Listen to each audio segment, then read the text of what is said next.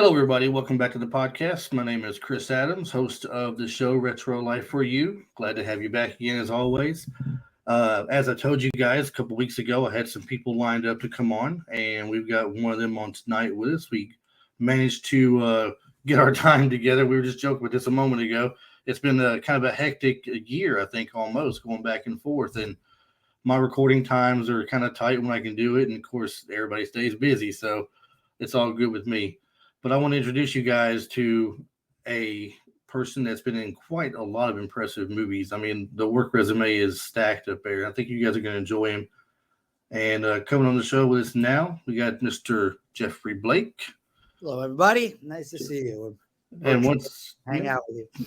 Once again, Geoffrey, thank you for coming on. I know, like I said, it's been hectic for us. I mean, I think we go back almost not quite a year. Wow. Not quite a year. There was a thing in last year. We were trying to work it out, and we kept having scheduling conflicts. I know I had to reschedule a couple of times myself.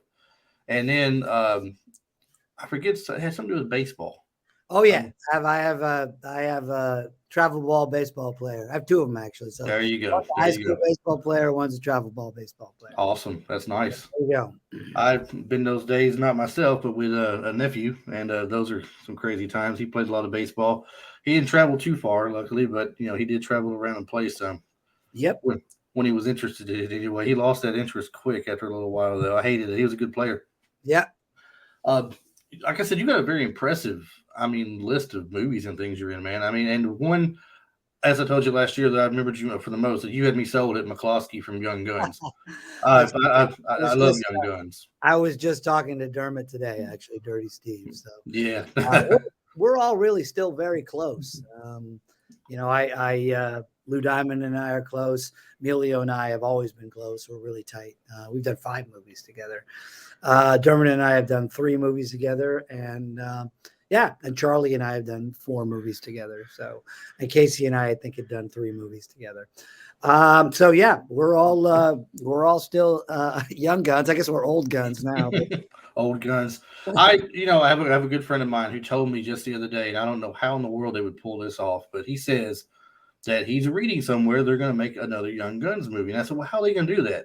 They killed most of them off. Yeah, we're all dead. John Fusco and Emilio have, from what we hear, there is a script out there for a Young Guns 3, and I don't know. I know that they're negotiating with Morgan Creek about rights and things. But I have nothing to do with it. Yeah. Hopefully, I keep I tease them that they should do that kind of Where's Waldo thing and put us all in it and dress us up in different outfits and see if you guys can find us. That'd be crazy. That'd be awesome, though. They did that very same thing with The Walking Dead here recently as it went off the air. They had the kid that played Rick Grimes' son, right. Walter, I think his name was. Well, anyway, something like that. They put him in the background in a garden working with a hoe, just hoeing away, wearing a hat that he would wear during the show sometime. And some people picked up on it. A lot of people didn't. Well, but I stopped watching Walking Dead a couple of years ago, so I didn't see it when it happened. But I was reading about it. Trivia for your listeners, if you guys are Young Guns fans, there is a cameo appearance in Young Guns by Tom Cruise. Yes, I've read that. Yep. That was awesome. They snuck that in a little bit.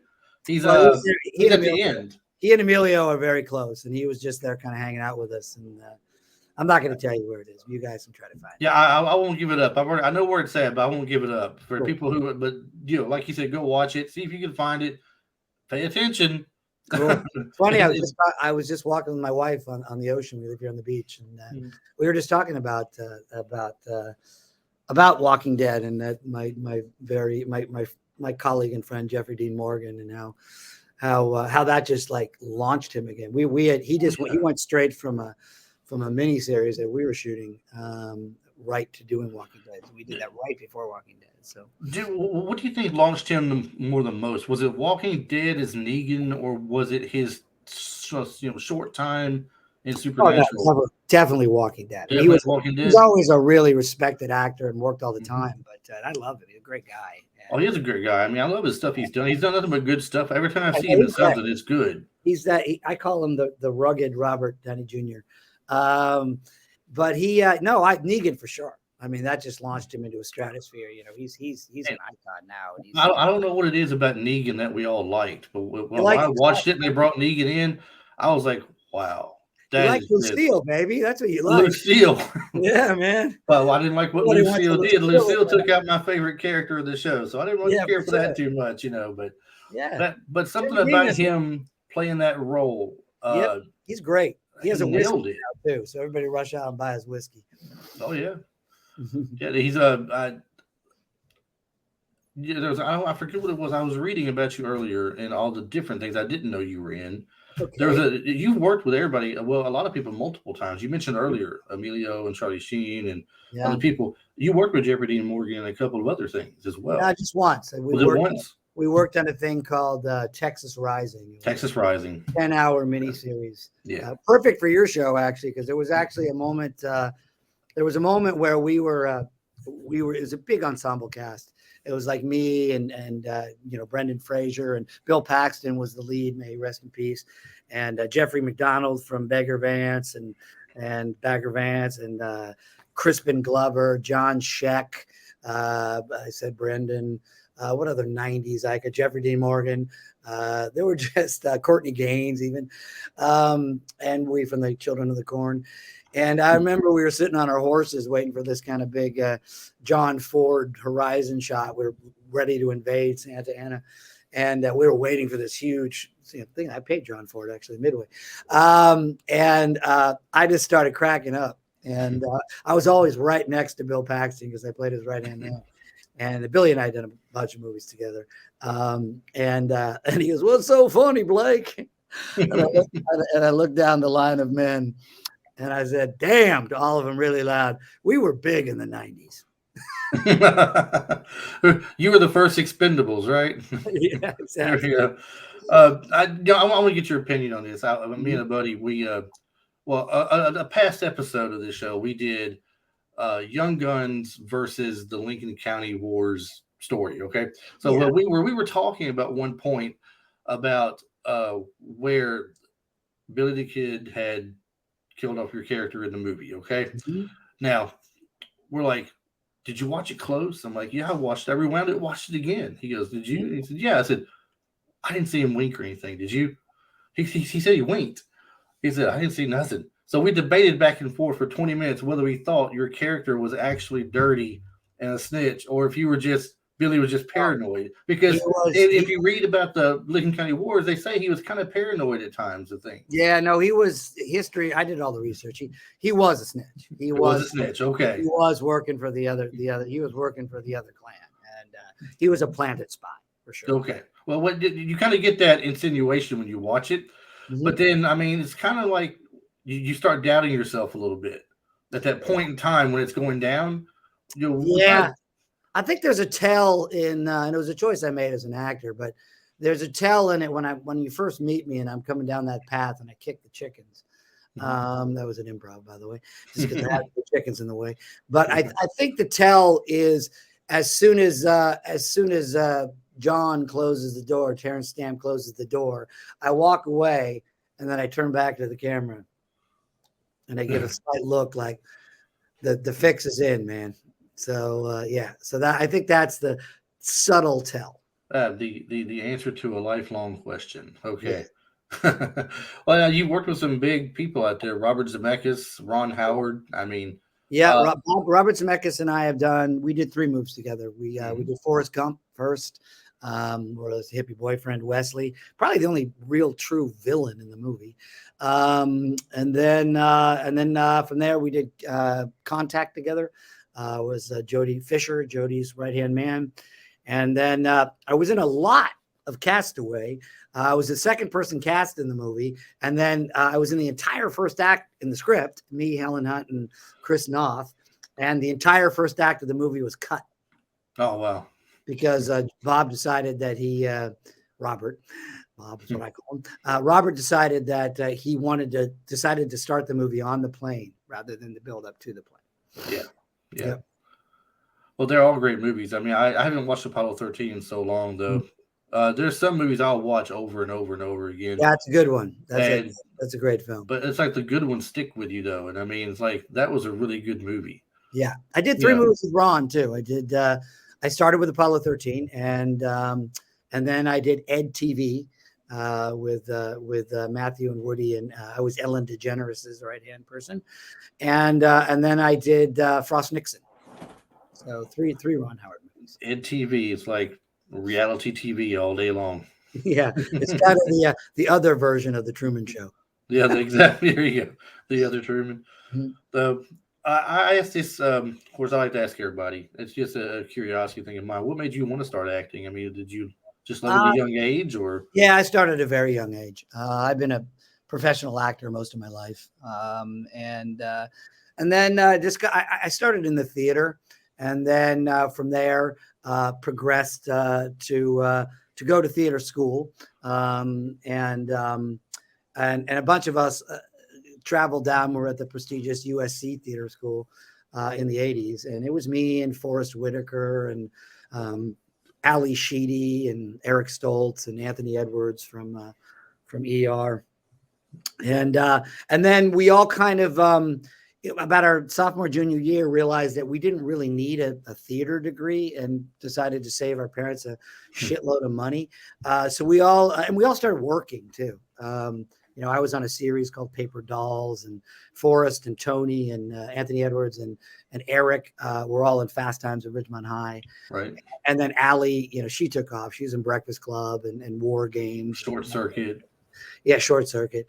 And so we all ended up with this wonderful acting mentor teacher named Peggy Fury.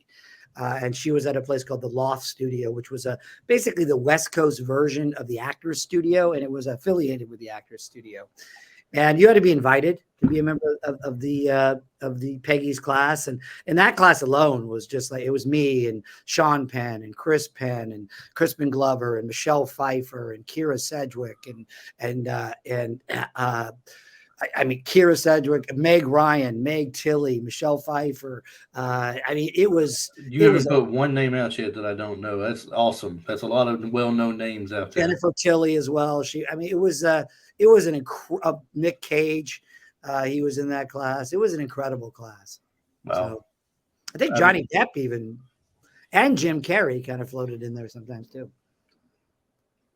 Kind of like the who's who of that time, basically. And Tom Shadyac was an actor then, the guy who directed all of Jim Carrey's movies. Who's that? Tom Shadyac, the guy who did like The Nutty Professor and all those movies. Okay. Yeah. Okay. Did you have an actor in particular when you were coming up, when you were young, that you kind of looked up to, thinking, I'm going to be like him? I want to kind of mold my style after him, or take something from that particular person? Yeah, I've had a few. Obviously every actor of a modern American actor, mostly our idol is always Marlon Brando, because he was the start of it all. But the contemporaries that I looked at, that I thought, okay, that I can be, that was just a generation before me, that I can achieve to this day, are still, like William Hurt is definitely one of my heroes. Jeff Bridges is one of my heroes. Now, I would say still is. And I would say Bryan Cranston is one of my heroes. And those are the contemporaries that are still working, that are Jeff Daniels. If you look at those guys, those are all similar guys to me, as far as, coloring, tall, lanky, Caucasian guys. Basically, all of them are what I consider myself is a more of a character leading man rather than a straight leading man. Mm-hmm. I pride myself on the. I had just met recently with my new agent, and the greatest compliment that came from him was when we met. He said, I looked at your reel that had all of my stuff on it, and said, I knew every one of those characters in every one of those movies and TV shows. What I was not aware, it was the same actor playing them. And that to me was a mission accomplished. That I consider myself a character actor. I like to create characters that are different than myself. And see, that's funny. I had that question. I was going to ask you the very same thing. I talked with Travis McKenna the other day. Mm-hmm. He was in Roadhouse. Was one of the bouncers. And That's where I heard from him first off, because we did a Roadhouse show and he corrected me on a couple of things. Okay. And I asked him to come on, so he came on and talked for a while. And I asked him, I said, if you had a choice of being a leading man in 4 or 5 big hits, and that was your career, Mm-hmm. would you take that, or would you rather be known as a person that worked with everybody, and you had like you said, the working actor, the leading actor, the supporting actor, Yeah. you're doing that in all these different movies, and he said the same thing. He wants to be the person that works with the one that's the star. He said he kind of prided himself on working with so many people and learning from so many great people over the years and what he did, and all of them he get to meet and make friends with today. Met who? Hmm? Who did he meet? All the people that he's worked with over the years. Yeah. I'm threatening to write. Somebody wants me to write a book, a memoir kind of thing, and also include some of my teaching things in there as well. But and I came up with a title that kind of is what you're talking about. The name of my book is going to be "No, I'm the Other Guy." That works. Yes. Weren't you in that Apollo 13 movie? Yes, I was. Yes. Were you the one that? No. No, I'm the other guy. I'm the other guy. Many other guys. Yeah, it's interesting. We all joked in that because we're all still very good friends. The guys who are all in Mission Control, and we actually still have a group that gets together sometimes called the Girls of Apollo 13. And we always joked in those days that if you were a white lanky actor of a certain age in Hollywood at that particular time, if you weren't in Apollo 13, you needed a new agent. That's crazy. Do you have any? I always ask this question as well. Stories. People love stories. Yeah, I have lots of them. What do you want to hear about? I got anything you find funny. Fans, anything that you've been in. Fans love to hear good stories from the set, things that happened that were not supposed to. Like you mentioned, you kicked the chickens when you walked by. It was improv and stuff. So practical jokes. There you go. People love that. Charlie Sheen is a notorious practical joke, and so is Emilio for that matter. So Mr. Sutherland was a bit uppity one day on set. It happened to be the same time when we were doing the chasing after the hogs scenes. So he was a bit uppity. And so when he left the set that day, Charlie in particular rounded up a hog and put it in his dressing room overnight. Oh, Lord. So that was one. There was another one when we were shooting Men at Work, the Garbage Man movie. And we set up this whole ruse. We had Charlie and I had talked about, and Cameron and I, that we had, and Keith David, that we'd been shooting. We shot most of it in a place here called Manhattan Beach, which is out in the South Bay. All night shoots, really. And it's a beach town. So we set up a whole story about, oh, fuck, man, to Amelia. We went out drinking with Charlie and we all had a really good time. But then Charlie became Charlie and he got in like this fucking bar fight with this dude and was like saying shit to him. And we were just telling Emilio about this. Oh, fuck, man. And then all of a sudden, the cops come pulling up onto the, this is a big night. This is a huge setup scene. And Emilio, that we weren't going to make the night. So this cops come screaming onto the set. They jump out of their cars. They run over to Charlie. They throw the cuffs on him, man. You're under arrest for assault and battery, and throw him in the back of the car, and he drives off. And Emilio's just like, oh, fuck, man. Fuck, what are you fucking idiots? He's like, it was completely set up with the set cops. Did they not? I read somewhere on Young Guns, one of the guys apparently had a bad breakup with somebody, and he said somebody dressed up a pig or something and put it in his trailer or something. I don't know what it was. Maybe that was why Kiefer was being uppity. Okay, was it him? Okay, I don't know if that was the same story or a different story. Nah, I don't remember the breakup part, but those guys were breaking up. I was married still. You never know what you read online. I mean, exactly. It could have been. Yes, there was a pig in a dressing room. That is crazy stuff. I'll be honest, people love hearing things like that. It's always funny because you picture being on the set on a movie like that with all these people. Something crazy has got to be going on somewhere. There's some shenanigans everywhere every day. that was a particular. I love that.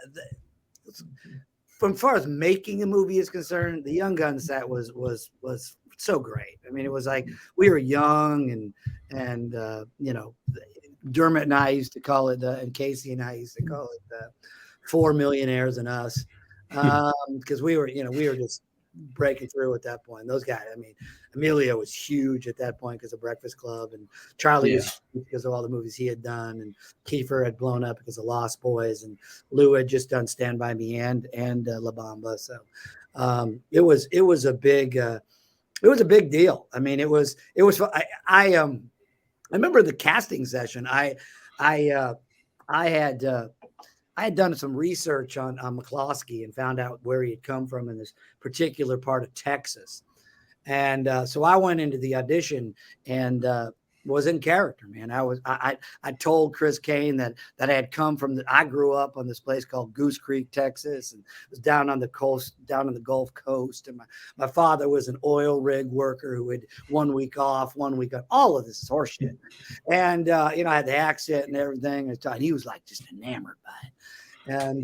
And then he turns and then he goes, man, I could tell I had him. I hooked him.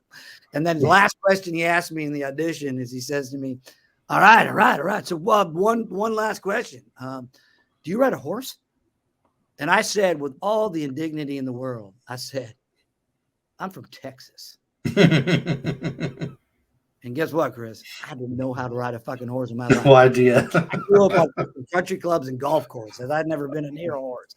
And so I got the gig and I'm, like, woo, hello, Equestrian Center. How long does it take for me to learn how to ride a horse? And I just went there every day in LA and Burbank and just started riding. You do what you got to do to get the part, right? Yeah, man. And then fortunately that, we did a bunch of pre-training out in New Mexico with actual wranglers and all that. So. Yeah. I thought I'd read somewhere that several of the people weren't very experienced. No, Charlie never didn't come out for the wrangler part because, I'm an athlete, man. I do not play baseball. So we called him Charlie Whoa Sheen.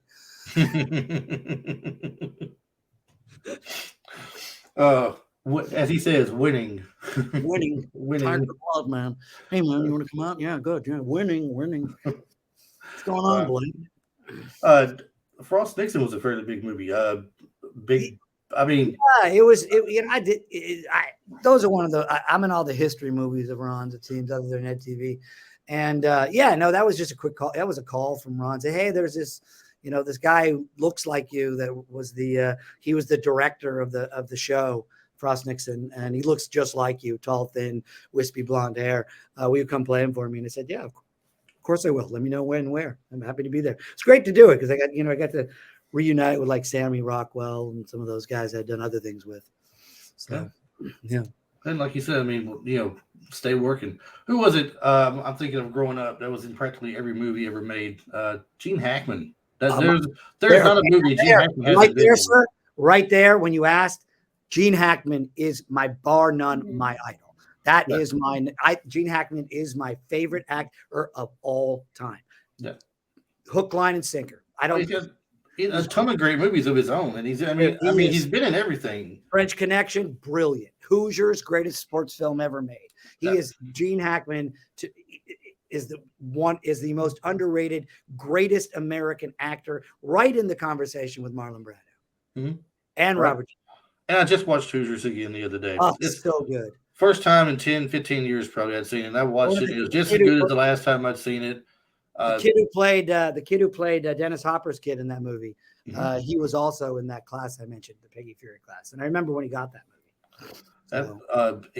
There's another movie Hackman was in, sports related. The Replacement. The football coach. Yeah, he's the football coach. Even then, at that point, he is still nailing a character. I mean, he is bar none, literally. I mean, even Bonnie and Clyde. He's one of the greatest actors that has ever lived, and he will always be my idol. Always. And when I teach, I make sure that every kid sees some Gene Hackman movies. Oh, they should. They definitely should. I mean, it's great stuff. He's a treat. Do you have a preference on what you do as far as between movies or television? I see you have done a lot of television. I go where the work is, man. I think the great work is on television now. I think, one of the greatest acting experiences I've had in my career was I did an episode. I did an arc on Godfather of Harlem with Forrest Whitaker reuniting again, but I had no scenes with Forrest. I played a real guy named Tommy O'Donnell, who was Jack Kennedy's chief of staff, and all of my scenes were with Giancarlo Esposito and the Reverend Anthony Powell, and Giancarlo Esposito is a tour de force. You guys don't know him as Gus from Breaking Bad, and Better Call Saul. It was one of the greatest acting experiences in my career. From the moment we connected, the moment we sat down across from each other, and I can just remember him going, I like impersonation, so I can remember him going, oh, we gonna have some fun. So yeah, it was a treat. I definitely remember you for some TV shows. I was looking at your list earlier. I can't remember all of them, but I know from what I remember watching, at least at times, you've been on NCIS at least once. Yeah, maybe once. Twice. No, okay. Well, no, I did CSI twice. CSI. Okay. I was gonna say CSI. I seen that on there. Yeah. Actually, I do a thing called the Working Actor's Journey, which is a Zoom show on Friday nights, about twice a month or so. Did it every Friday. It started during the pandemic, just to have something to do. But actually, the guy who directed one of my CSI episodes, Richard Lewis, is a head director on Westworld. He's going to sit down with me this Friday, and I did a very famous CSI episode because I played Taylor Swift's dad. Oh. Yeah. Taylor Swift's dad. Yeah, that was great. Taylor Swift on CSI. Yeah. Was she now? If you're playing the dad, she had to be on CSI as well. I'm taking it. Yeah. She. I don't. So just to clear, I've never really watched CSI before. I know you were on CSI. I was always more of an NCIS kind of guy or Law and Order sometimes. I never did a Law and Order, so that's for sure. I know people who love that show, though. They say I should get into it. But I get told every day by at least one person, have you seen this show? If not, you need to watch it. And it's not just CSI. I've got like a list of 20 shows I need to catch up on and try to watch some of if I can. That people say are so great and everything. I do remember seeing you on Renegade playing the character Hound Adams role. Yes. Yeah, that was one of my favorites. I liked Renegade, though. I mean, I was a big fan of the Renegade series. That was a fun show to watch. And I think you at least 4 or 5 times you reoccurred on there. I believe heard about 4 times. I don't know. It was a lot. It was a little while back though. So yeah, that goes way back for sure. Yeah, and I think I might go further back with this one. I believe you were on an episode of Charmed playing. I was. You might have done both of them. I was the only actor who's actually been in both. So yeah, the original one, I think you were one of the 4 horsemen of the apocalypse. I was Mr. Green. Yeah. So, and that's been a good while back. I do remember that though from that when it came out. That's one of the shows at the time I was actually watching. But like you said, you go where the money is and everything. Do you get a lot of television offers still to this day, or is it just like the miniseries kind of stuff? I still have to audition. I do audition, so I don't get many offers. I go in there and audition. So yeah. Has there ever been a role that you wanted that you didn't get? Yes, there's been many. Yeah, I started with I tested to be the lead in 21 Jump Street that Johnny Depp got. So yeah, and you were on 21 Jump Street also in one episode. Yeah, the first one. Was it the very first one? Okay. Yeah, okay, after the pilot. Yeah. Okay. It's kind of a consolation prize. Is that what it was? Yes. I mean, I would always ask people that question about did you miss out on the role? I know everybody has told me in the past I've had on that they tried to get this, they tried to get that, but so and so was a little bit better fit for it. They beat me to it. Is there just, I mean, other than 21 Jump Street, movie wise though, was there a big movie that you had auditioned for that you wanted to roll in, like so bad that this is my end all be all role that I really want? No, I can't say there is. Because like you said, you pretty much like the fact that you worked in a lot of stuff. That's what you're proud of doing and everything. So yeah. I was kind of thinking that'd be kind of hard pressed for me to believe that you had one since you worked in so many. And that's what your actual thing was doing the leading, or not the leading guy, but the supporting guy coming up. Yeah, no, I've never, I wanted to be in Black Hawk Down. Didn't get that. Some Oliver Stone movies I wanted to be in. I wanted to be in The Doors. but I did audition for it. Yeah, there's those are those, but those are, you know, I don't know if I got close or not, but certainly I was in the mix. Excuse me. Bless you. Oh, sorry about that. I didn't try to catch that. I didn't do a good job of it. Yeah, no problem. Editing, though. Tell us about your class that you do. You were telling me before you have a working. I have yeah, I teach. Again during the pandemic. I established a virtual acting studio called the Working Actor Studio, tribute to the Actor Studio, and I teach, and I have a lot of actors that you know, used to be 4 or 5 nights a week. I've cut it back to 2 nights a week, and that's it's a passion of mine. I don't do it for the money, really. I do it because I really believe in the craft of acting and the discipline of the craft of acting, and want to you know, give back to a generation of new actors. So yeah, it's pretty incredible. It's a gift and a charm, and I hear I'm pretty good at it. So there you go. Right, that's what matters. And you know, if you like what you do, you know, they say it's never really a job, right? It's something that you know you enjoy doing. You're passing it on. Have you ever done any kind of voiceover work? I do a lot of voiceover work. I do a lot of commercial voiceover as the voice of Toys R Us for 7 or 8 years. I have a commercial running right now, actually on camera with Jamie Foxx for MGM Bet. And I was the voice of Toys R Us. Did a feature film called Fern Gully, The Last Rainforest, and have done many products. I knock out 4, 5, 6, 7 commercial auditions, voiceover every day in my little home studio. So. Yeah, I've had a lot of people tell me that voiceover is something they would really love to do, but they don't understand, you know, the ins and outs of it and how hard it is to actually get involved with it. It's very competitive. Not just as easy as recording something and sending it in, thinking you're going to get a job that way. That's, you know, that's one of the steps involved, I'm sure, but they just think it's like they're going to be on a video game one day and they're going to be the voice of this guy who's carrying a gun in a video game. Done a lot of video games. So. It's a popular thing with kids these days. Yeah, a little bit. Yeah, they love the games. They want to be a part. If they're not making the game, they want to be a character in the game. Yeah, exactly. So, but I mean, at least they got ambitions, right? Kind of going back a little bit with Contact. You said that was no, was that Jodie Foster or Jodie Foster? Jodie Foster. Robert Zemeckis. Yeah. Do you remember anything much about that movie as well? I mean, what did you do? I've seen it once. I'm not gonna lie, I haven't watched it multiple. I have seen it once. Yeah, it's a wonderful movie. I had a great experience on that. Jodie Foster is a dream. It was one of my favorite movies to make. The character was great. The story was great. It's very underrated. Everybody, if you haven't seen Contact, treat yourself to it. It's a great movie.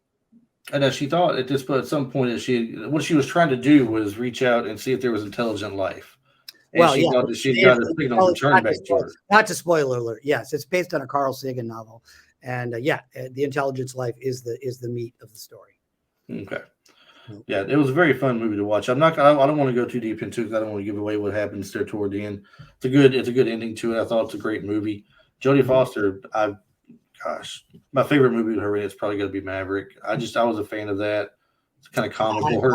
I'd say she's Silence of the Lambs.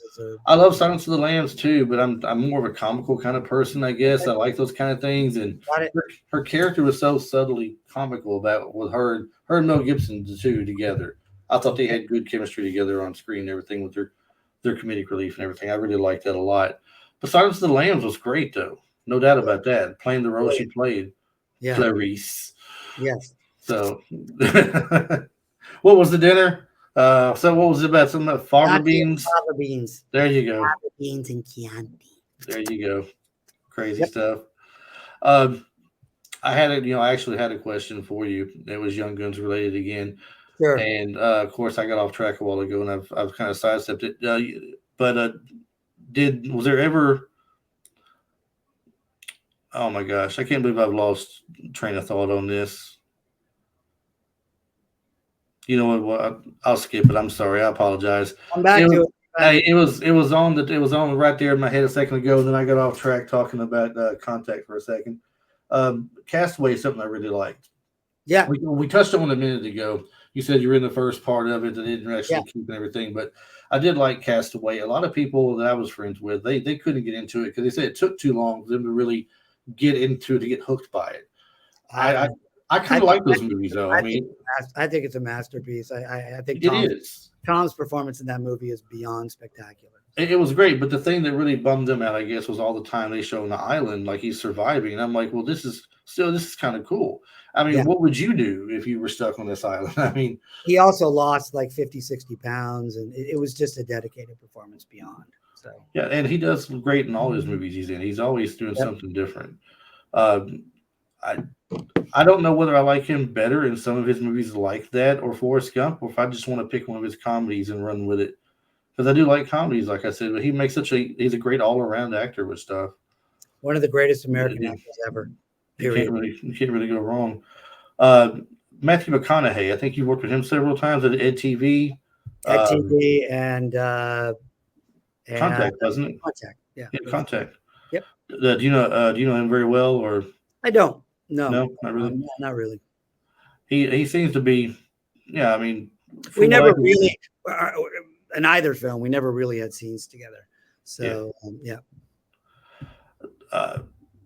Time to Kill, I think, is the one I'm thinking of. I really love that movie. Yep. That was a good movie of his. If I think of one in particular of his that I always fall back on, it's probably going to be that. Anything you got coming up here soon that you want to talk about? You got working on? No, I was on a series last year, so we were supposed to be doing season 3, Bridge and Tunnel with Eddie Burns. It did not get picked up. So, I'm out there. I'm looking like every other actor, hoping to have a good pilot season, I'd love to do a series. I think that's my focus right now, is to do either a limited series or a series that, it's got some meat to it. I just finished a little short film up in Odessa, Washington, called A Little Dark. I'm really excited about that.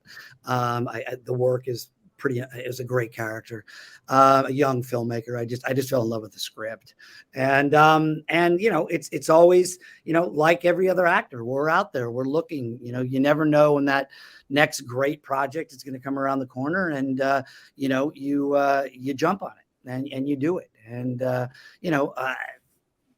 I'm fortunate that I have directors who are fans. I'm fortunate that I work all the time, and I'm a seasoned actor, so I'm an actor's actor, as they call it. So I never get worried about it. I work, and when I do, I know it's a blessing, and I show up and deliver. That's the goal. So. Well, there's so many series that are coming out now, so many miniseries and television new things are doing. Speaking of that, I mean, I would love to get on one of, Mr. like Taylor Sheridan show. That would be fantastic. It's not the same as it used to be. It seems like it's not just ABC, NBC, CBS anymore. No. The streaming is where the interesting work is. Yeah, it is. I mean, Netflix has put out so many stuff. Amazon's got so many stuff out. Hulu. Everybody's got their finger in it now. MGM Plus is doing some great stuff. Yeah.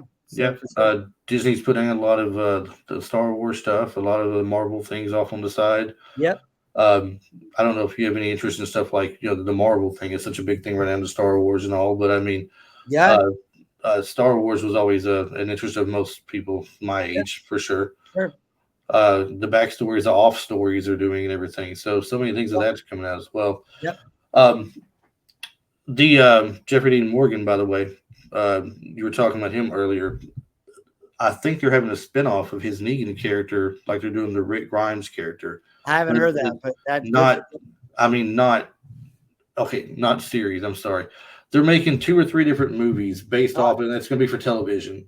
Okay, that makes sense. The Rick Grimes and the woman that was with him, something about Negan again.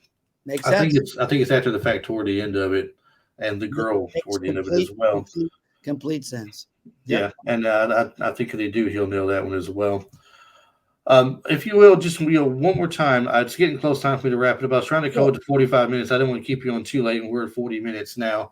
But if you will, one more time, if you'll tell us about your working actors thing again, in case anybody has any interest and wants to reach out to you. Sure. It's www.workingactorsstudio.org, www.workingactorsstudio.org. That's where you can find out about all the classes, what I'm doing, and all that. And, reach out. You can reach out to me through there. You can reach out to me however you want to reach out. You can follow me on Instagram at Geoffrey_Blake. And, you can find me. I'm out there. I'm accessible. So there you go. I don't consider myself an acting teacher. I call myself an actor who teaches. because there's a difference. Yeah, I mean that's good. Well, I mean, an actor who teaches is somebody that somebody would want to work with. Yep, Because exactly. an acting teacher is one that's going to they're going to put everything that on you that they want you to know that they think you should know. Where in your case, you want them to know some things, but you're going to find what's best for them and fits them best probably, and push them in that direction. Yep. So Oh, that's definitely a good way of looking at it. It's very great. Jeffrey, once again, man, I want to thank you for taking hey, time. I mean, for coming on. I know you're a busy person, and we really worked at this, and we did it. hey, we did it. We Yeah, celebrate now. yeah. But I hope everybody enjoyed this, who's getting a chance to watch it. You've been in so many great things. Like I said, to work with so many great people. I wish you nothing but the best of luck in the future, man. And I hope you do well. Thank you, Chris. It was a pleasure. All right. All right. All right. Well, thank you so much, everybody. All right. Jeffrey Bye, Blake. fans out there. Bye, friends, whoever you are. And way to go, Chris. Retro Huh. life, man. All right. Thank you very much. Have a good night. All right. Bye-bye. Bye-bye.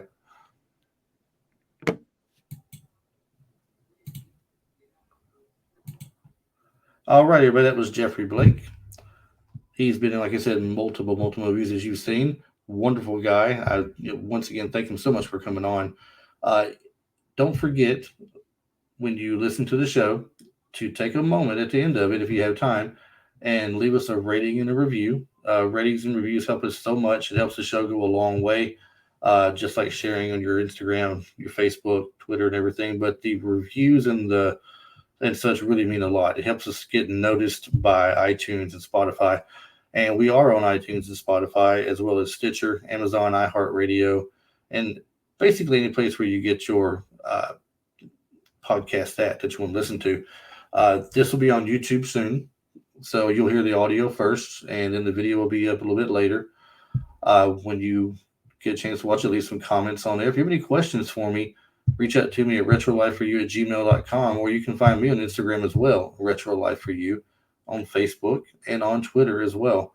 I have a TikTok channel that I put things on from time to time, but your best chance of getting me is email or directly at Instagram.com. So that being said, thanks everybody for being with us on the show this week. We hope you enjoyed the show. Geoffrey Blake, such a great guy, for coming on. Thanks again, and you guys will see you all next week. Have a good one.